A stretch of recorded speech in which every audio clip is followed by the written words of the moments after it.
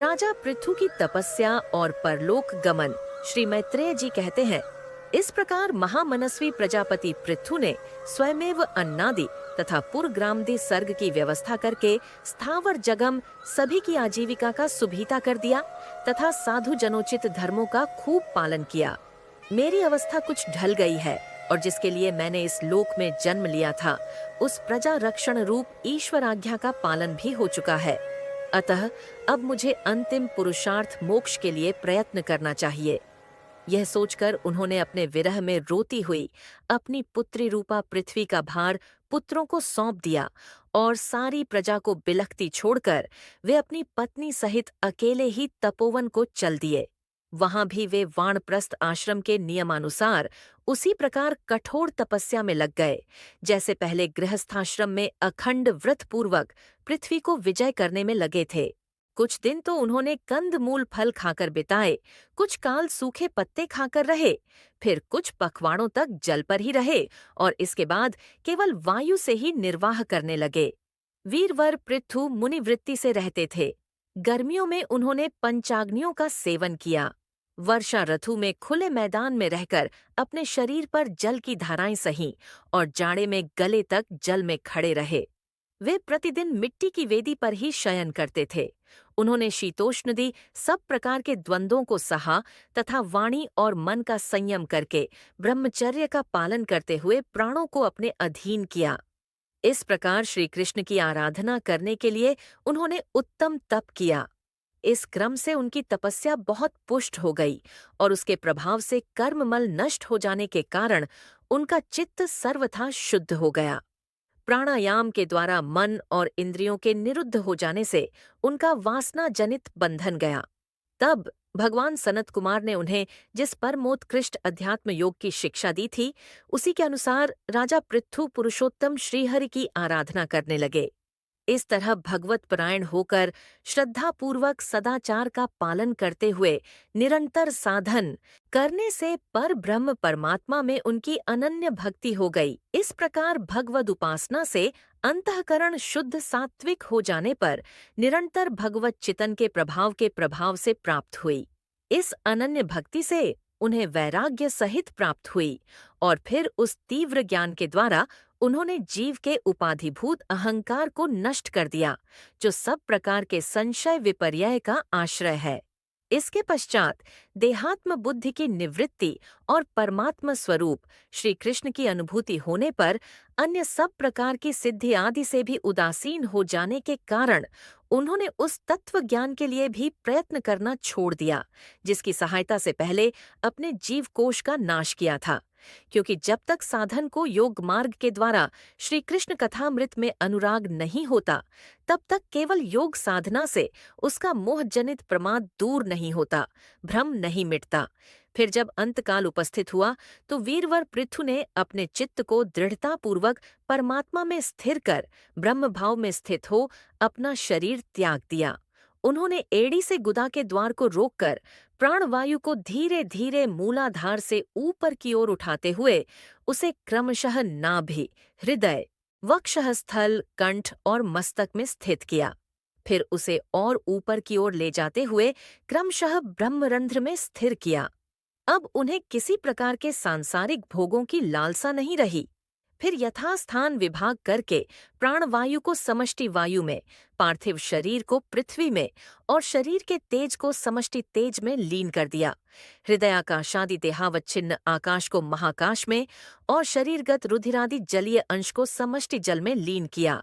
इसी प्रकार फिर पृथ्वी को जल में, जल को तेज में, तेज को वायु में और वायु को आकाश में लीन किया। तदनंतर मन को सविकल्प ज्ञान में जिनके अधीन वह रहता है, महाराज पृथु की पत्नी महारानी अर्ची भी उनके साथ वन को गई थीं। वे बड़ी सुकुमारी थीं, पैरों से भूमि का स्पर्श करने योग्य भी नहीं थीं। फिर भी उन्होंने अपने स्वामी के व्रत और नियमादि का पालन करते हुए उनकी खूब सेवा की और मुनिवृत्ति के अनुसार कंदमूल आदि से निर्वाह किया। इससे यद्यपि वे बहुत दुर्बल हो गई थीं, तो भी प्रियतम के कर स्पर्श से सम्मानित होकर उसी में आनंद मानने के कारण उन्हें किसी प्रकार कष्ट नहीं होता था। अब पृथ्वी के स्वामी और अपने प्रियतम महाराज पृथु की देह को जीवन के चेतना आदि सभी धर्मों से रहित देख उस सती ने कुछ देर विलाप किया। फिर पर्वत के ऊपर चिता बनाकर उसे उस चिता पर रख दिया। इसके बाद उस समय के सारे कृत्य कर नदी के जल में स्नान किया।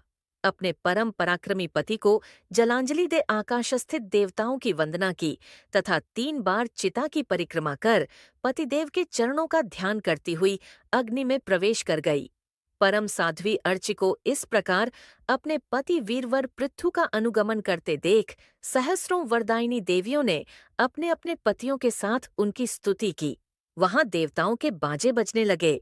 उस समय उस मंदराचल ये शिखर पर वे देवांगनाएं पुष्पों की वर्षा करती हुई आपस में इस प्रकार कहने लगीं। देवियों ने कहा, अहो, यह स्त्री धन्य है। इसने अपने पति राजराजेश्वर पृथु की मन वाणी शरीर से ठीक उसी प्रकार सेवा की है जैसे श्री लक्ष्मी जी यज्ञेश्वर भगवान विष्णु की करती हैं। अवश्य ही अपने अचिंत्य कर्म के प्रभाव से यह सती हमें भी लांघ कर अपने पति के साथ उच्चतर लोकों को जा रही है।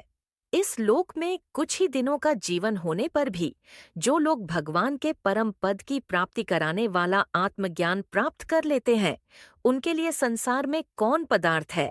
अतः जो पुरुष बड़ी कठिनता से भूलोक में मोक्ष का साधन स्वरूप मनुष्य शरीर पाकर भी विषयों में आसक्त रहता है, वह निश्चय ही आत्मघाती है। हाय हाय, वह ठगा गया।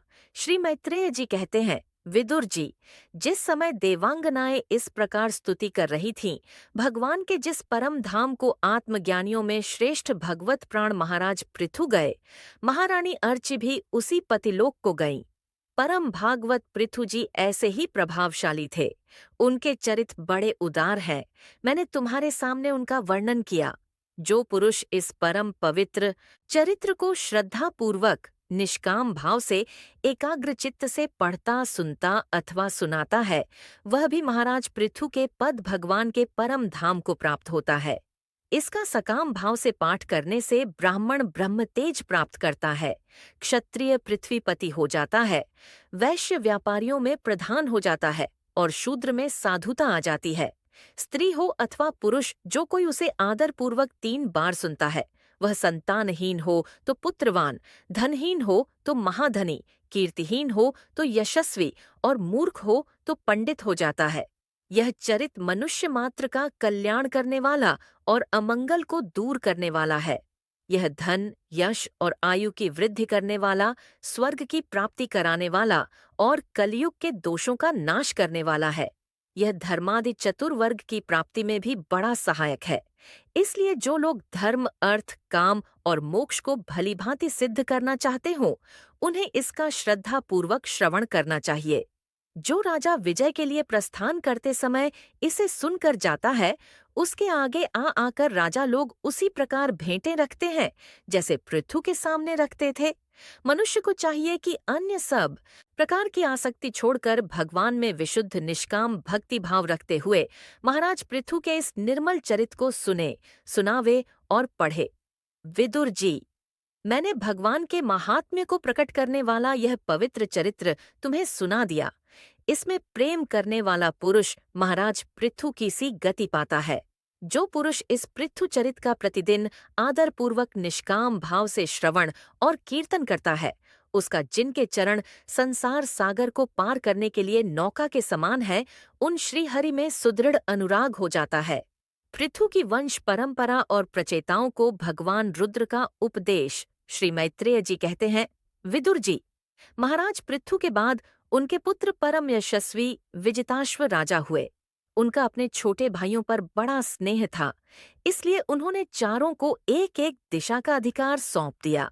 राजा विजिताश्व ने हर्यक्ष को पूर्व, धूम्रकेश को दक्षिण, वृक को पश्चिम और द्रविण को उत्तर दिशा का राज्य दिया। उन्होंने इंद्र से अंतर्धान होने की शक्ति प्राप्त की थी, इसलिए उन्हें अंतर्धान भी कहते थे। उनकी पत्नी का नाम शिखंडिनी था। उससे उनके 3 सुपुत्र हुए। उनके नाम पावक, पवमान और शुचि थे। पूर्व काल में वशिष्ठ जी का शाप होने से उपर्युक्त नाम के अग्नियों ने ही उनके रूप में जन्म लिया था। आगे चलकर योग मार्ग से ये फिर अग्नि रूप हो गए। अंतर्धान के नभस्वती नाम की पत्नी से एक और पुत्र रत्न हविर्धान प्राप्त हुआ। महाराज अंतर्धान बड़े उदार पुरुष थे। जिस समय इंद्र उनके पिता के अश्वमेध यज्ञ का घोड़ा हर कर ले गए थे, उन्होंने पता लग जाने पर भी उनका वध नहीं किया था। राजा अंतर्धान ने कर लेना, दंड देना, जुर्माना वसूल करना आदि कर्तव्यों को बहुत कठोर एवं दूसरों के लिए कष्टदायक समझकर एक दीर्घकालीन यज्ञ में दीक्षित होने के बहाने अपना राजकाज छोड़ दिया। यज्ञ कार्य में लगे रहने पर भी उन आत्मज्ञानी राजा ने भक्त भयंजन पूर्णतम परमात्मा की आराधना करके सुदृढ़ समाधि के द्वारा भगवान के दिव्य लोक को प्राप्त किया। विदुर जी। हविर्धान की पत्नी हविर्धानी ने बरहिषद, गय, शुक्ल, कृष्ण, सत्य और जितव्रत नाम के 6 पुत्र पैदा किए। कुरुश्रेष्ठ विदुर जी, इनमें हविर्धान के पुत्र महाभाग बरहिषद यज्ञादि कर्मकांड और योगाभ्यास में कुशल थे। उन्होंने प्रजापति का पद प्राप्त किया। उन्होंने एक स्थान के बाद दूसरे स्थान में लगातार इतने यज्ञ किए कि यह सारी भूमि पूर्व की ओर अग्रभाग करके फैलाए हुए कुशों से पट गई थी। इसी से आगे चलकर वे प्राचीन बरही नाम से विख्यात हुए। राजा प्राचीन बरही ने ब्रह्मा जी के कहने से समुद्र की कन्या शतद्रुति से विवाह किया था। सर्वांग सुंदरी किशोरी शतद्रुति सुंदर वस्त्राभूषणों से सज धज कर विवाह मंडप में जब भांवर देने के लिए घूमने लगी, तब स्वयं अग्निदेव भी मोहित होकर उसे वैसे ही चाहने लगे जैसे शुकी को चाहा था। नवविवाहिता शतद्रुति ने अपने नूपुरों की झनकार से ही दिशा विदिशाओं के देवता, असुर, गंधर्व, मुनि, सिद्ध, मनुष्य और नाग सभी को वश में कर लिया था। शतद्रुति के गर्भ से प्राचीन बरही के प्रचेता नाम के 10 पुत्र हुए। वे सब बड़े ही धर्मज्ञ तथा एक से नाम और आचरण वाले थे। जब पिता ने उन्हें संतान उत्पन्न करने का आदेश दिया, तब उन सब ने तपस्या करने के लिए समुद्र में प्रवेश किया। वहां 10,000 वर्ष तक तपस्या करते हुए उन्होंने तप का फल देने वाले श्री हरि की आराधना की। घर से तपस्या करने के लिए जाते समय कृपा पूर्वक जिस तत्व का उपदेश दिया था, उसी का वे एकाग्रता पूर्वक ध्यान, जप और पूजन करते रहे। विदुर जी ने पूछा, ब्राह्मण, मार्ग में प्रचेताओं का श्री महादेव जी के साथ किस प्रकार समागम हुआ और उन पर प्रसन्न होकर भगवान शंकर ने उन्हें क्या उपदेश किया? वह सारयुक्त बात आप कृपा करके मुझसे कहिए। ब्रह्मर्षि, शिव जी के साथ समागम होना तो देहधारियों के लिए बहुत कठिन है। औरों की तो बात ही क्या है। मुनिजन भी सब प्रकार की आसक्ति छोड़कर उन्हें पाने के लिए उनका निरंतर ध्यान ही किया करते हैं, किंतु सहज में पाते नहीं। यद्यपि भगवान शंकर आत्माराम है, उन्हें अपने लिए न कुछ करना है न पाना, तो भी इस लोक सृष्टि की रक्षा के लिए वे अपनी घोर रूपा शक्ति शिवा के साथ सर्वत्र विचरते रहते हैं। श्री मैत्रेय जी ने कहा, विदुर जी, साधु स्वभाव प्रचेतागण पिता की आज्ञा शिरोधार्य कर तपस्या में चित्त लगा पश्चिम की ओर चल दिए। चलते चलते उन्होंने समुद्र के समान विशाल एक सरोवर देखा। वह महापुरुषों के चित्त के समान बड़ा ही स्वच्छ था तथा उसमें रहने वाले मत्स्यादि जलजीव भी प्रसन्न जान पड़ते थे। उसमें नील कमल, लाल कमल, रात में, दिन में और सायंकाल में खिलने वाले कमल तथा इंदिवर आदि अन्य कई प्रकार के कमल सुशोभित थे। उसके तटों पर हंस, सारस, चकवा और कारंडव आदि जल पक्षी चहक रहे थे। चारों ओर तरह तरह के वृक्ष और लताएं थीं, उन पर मतवाले भौंडे गूंज रहे थे। उसकी मधुर ध्वनि से हर्षित होकर मानो उन्हें रोमांच हो रहा था। कमलकोश के पराग पुंज वायु के झरोकों से चारों ओर उड़ रहे थे, मानो वहां कोई उत्सव हो रहा है। वहां मृदंग, पणव आदि बाजों के साथ अनेकों दिव्य राग रागिनियों के क्रम से गायन की मधुर ध्वनि सुनकर उन राजकुमारों को बड़ा आश्चर्य हुआ। इतने में ही उन्होंने देखा कि देवाधिदेव भगवान शंकर अपने अनुचरों के सहित उस सरोवर से बाहर आ रहे हैं। उनका शरीर तपी हुई सुवर्ण राशि के समान कांतिमान है, कंठ नीलवर्ण है तथा 3 विशाल नेत्र हैं। वे अपने भक्तों पर अनुग्रह करने के लिए उद्यत हैं। अनेकों गंधर्व उनका सुयश गा रहे हैं। उनका सहसा दर्शन पाकर प्रचेताओं को बड़ा कुतूहल हुआ और उन्होंने शंकर जी के चरणों में प्रणाम किया। तब शरणागत भयहारी धर्मवत्सल भगवान शंकर ने अपने दर्शन से प्रसन्न हुए उन धर्मज्ञ और शील संपन्न राजकुमारों से प्रसन्न होकर कहा। श्री महादेव जी बोले, तुम लोग राजा प्राचीन बरहे के पुत्र हो, तुम्हारा कल्याण हो। तुम जो कुछ करना चाहते हो वह भी मुझे मालूम है। इस समय तुम लोगों पर कृपा करने के लिए ही मैंने तुम्हें इस प्रकार दर्शन दिया है। जो व्यक्ति अव्यक्त प्रकृति तथा जीव संज्ञक पुरुष इन दोनों के नियामक भगवान वासुदेव की साक्षात शरण लेता है वह मुझे परम प्रिय है। अपने वर्णाश्रम धर्म का भलीभांति पालन करने वाला पुरुष 100 जन्म के बाद ब्रह्मा के पद को प्राप्त होता है और इससे भी अधिक पुण्य होने पर वह मुझे प्राप्त होता है।